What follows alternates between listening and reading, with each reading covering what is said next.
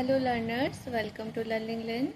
आज हम पढ़ेंगे classroom management, leadership and action research, जो कि बीएड का एक बुक है, सेमेस्टर 2 में है।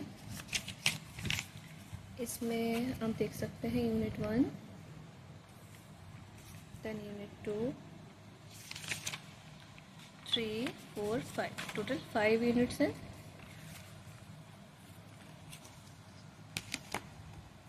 ये 40 मार्क्स का आता है, ठीक है, जिसमें आपका 5 इंटू 5 25 मार्क्स का आएगा, जिसमें आपका आइदर और करके क्वेश्चंस आते हैं।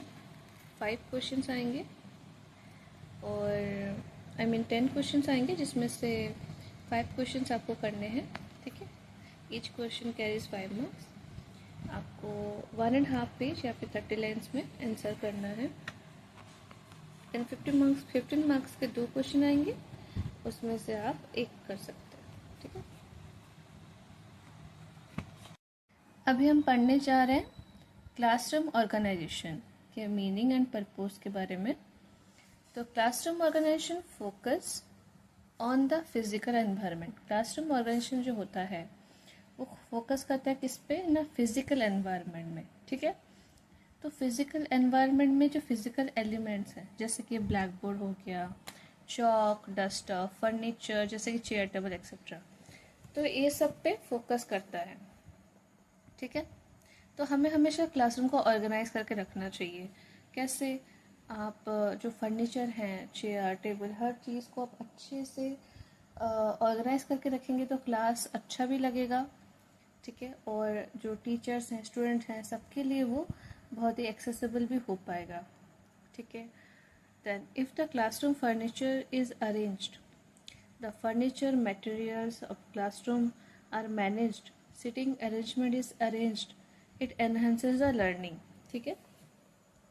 अगर क्लासरूम का जो फर्नीचर है वो अरेंज है, ठीक है, जो मटेरियल्स है क्लासरूम के वो अच्छे से मैनेज्ड हैं, और जो सीटिंग अरेंजमेंट है वो भी अरेंज्ड है, तो इससे क्या होता है ना, लर्निंग एनहांस होती है। मेनली जो सीटिंग अरेंजमेंट की बात करें, अगर सही से गैप है तो बच्चे का टीचर तक आना या डोर तक आना, और टीचर का किसी भी बच्चे के पास जाके उसकी कॉपी चेक करना, उसमें अगर इजी होती है तो फिर उसको हम बोल सकते हैं कि क्लासरूम ऑर्गेनाइज्ड है। The teacher and student can roam around the classroom freely. अगर आपका क्लासरूम ऑर्गेनाइज है तो टीचर हो या स्टूडेंट हो, दोनों ही क्लासरूम के अंदर अच्छे से रूम कर सकते हैं, फ्रीली रूम कर सकते हैं, ठीक है। इट एनहांसेस स्टूडेंट लर्निंग, जिससे क्या होता है ना, स्टूडेंट का जो लर्निंग है वो भी एनहांस होता है। It reduce distraction among students, इससे क्या होता है ना, डिस्ट्रैक्शन भी बड़ा रिड्यूस हो जाता है स्टूडेंट्स के बीच। और क्या होता है ना, it improve student teacher relation and parent teacher relation, ये स्टूडेंट और टीचर का रिलेशन को भी इम्प्रूव करता है, पेरेंट और टीचर के रिलेशन को भी इम्प्रूव करता है। तो ये था क्लासरूम ऑर्गेनाइजेशन का मीनिंग, ठीक है। इसमें हमने क्या देखा, पहले तो ये फोकस करता है किस पे, फिजिकल एनवायरनमेंट में। जो फिजिकल एनवायरनमेंट वो किससे होता है, फिजिकल एलिमेंट से बना है।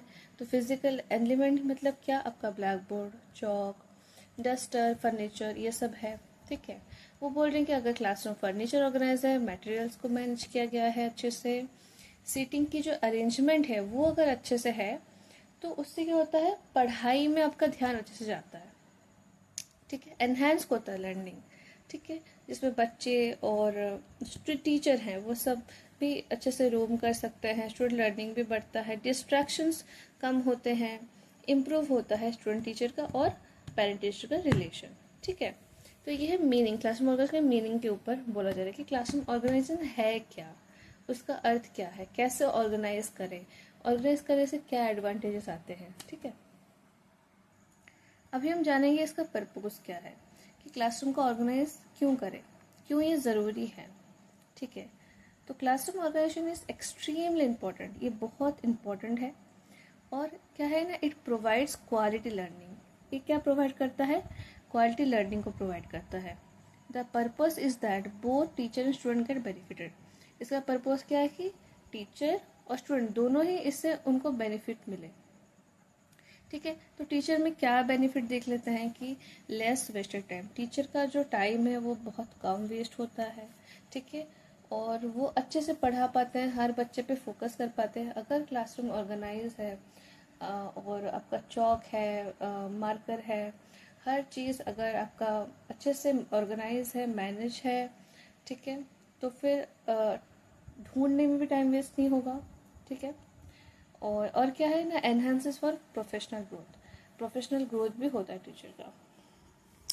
स्टूडेंट बेनिफिट क्या है ना, the children will learn how to behave properly, बच्चे को ये सीख मिलेगी कैसे बिहेव करे। और क्या है ना, respect for others, kindness, tolerance, बड़ों की रेस्पेक्ट करे, सबके प्रति काइंड रहे, ठीक है, टॉलरेट करना सीखे। He will learn what, how, when, where to do something, वो क्या सीखेगा कि कब कैसे क्या करना है, ठीक है। तो हमने यहाँ पे देखा क्लासरूम ऑर्गेनाइजेशन का मीनिंग देखा हमने और इसका पर्पस।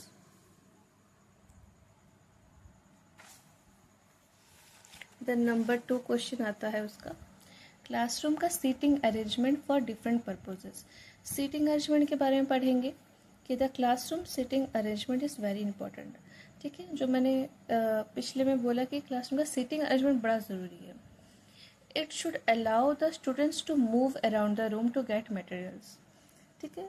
ऐसा सीटिंग अरेंजमेंट होना चाहिए जिससे बच्चे को उस रूम के अंदर आने जाने में इश्यूज़ ना हो, कोई भी मटेरियल्स है लाने में इशू ना हो, अगर उससे पेंसिल शार्प करना है तो उसमें भी इशू ना हो, वो डायरेक्टली डोर के पास जा सकता है। ऐसे नहीं कि बच्चों के बीच से होकर उसे जाना पड़ रहा है, ठीक है, फ्रीली जा सकता है। The best seating arrangement is when there is least distance, least मतलब जितना कम, ठीक है, कम डिस्टेंस हो बिटवीन टीचर एंड स्टूडेंट, ठीक है। बेस्ट सिटिंग अरेंजमेंट क्या है, जहाँ पे लीस्ट डिस्टेंस होता है बिटवीन टीचर एंड स्टूडेंट, ठीक है। फॉलोइंग क्या है सिटिंग अरेंजमेंट्स है, traditional draw sitting, U shaped, cluster. तो ट्रेडिशनल जो होता है वो मेनली टीचर सेंटर्ड होता है। यू शेप्ड क्या होता है, give scope to interact and discuss. Cluster setting क्या है, कोऑपरेटिव लर्निंग, ठीक है। आपका एक 5 मार्क्स का आ सकता है ऐसा, क्लासरूम ऑर्गेनाइजेशन उसका मीनिंग एंड पर्पस, ठीक है। एंड एक और 5 मार्क का आ सकता है आपका classroom seating arrangement for different purpose, ठीक है। अगर आपका 15 मार्क्स का आया तो ये मिला के आएगा, ठीक है। आप इसको एक्सप्लेन कर सकते हो 2-3 लाइन्स में ऐड करके, बुक में इसका एक्सप्लेनेशन है, मैं यहाँ से बता देती हूँ। ट्रेडिशनल ड्रॉ सिटिंग, ठीक है, it is the arrangement that focuses on teacher centre approach where the students are not asked to participate but to listen and learn. It is best suited to administer test to curtail cheating, ठीक है। यहाँ पे क्या बोला जा रहा है कि ये जो अरेंजमेंट है वो फोकस करता है किस पे, टीचर सेंटर अप्रोच में। यहाँ पे जो बच्चों का ना कोई पार्टिसिपेशन नहीं होता है, वो बस सुनते हैं, समझते हैं, ठीक है, और इसमें चीटिंग वगैरह नहीं हो पाती, ठीक है। देन आपका आता है U shaped, this type of seating arrangement gives scope to have interaction discussion on a large scale. इसमें क्या होता है, आपका इंटरेक्शन भी अच्छे से हो जाता है, डिस्कशन भी अच्छे से हो जाता है। This is better with students who have a sense of social obligation, ठीक है, ये बच्चों के साथ बड़ा बेहतर सिस्टम है। The educator who wants to connect with students should consider seating, जो एजुकेटर बच्चों के साथ कनेक्ट होना चाहता है वो इस सिटिंग को कंसिडर करते हैं, ठीक है, वो इस सिटिंग को पसंद करते हैं, ठीक है। क्लस्टर सिटिंग क्या है ना, this type of seating arrangement helps the educator who want to create small safe areas within the large structure of a classroom to encourage all to speak, ठीक है। क्लस्टर सिटिंग में क्या होता है कि एक ऐसा एरिया बना दिया जाता है जिसमें हर कोई अच्छे से बोल सकता है, एजुकेटर इसमें जो होते हैं वो कोऑपरेटिव लर्निंग दे पाते हैं, ठीक है। Many activities from exercise, presentation, discussion, game, हर चीज़ अच्छे से हो पाती है, ठीक है। तो ये इसका टाइप्स है। देन आपका कंक्लूजन आता है कि by choosing the sitting arrangement wisely, it can help the class reach its objectives and takes the students to low levels. ठीक है. Another factor in changing a sitting arrangement is lighting. ठीक है, lighting बहुत ज़रूरी है. Students should not have to face a strong light.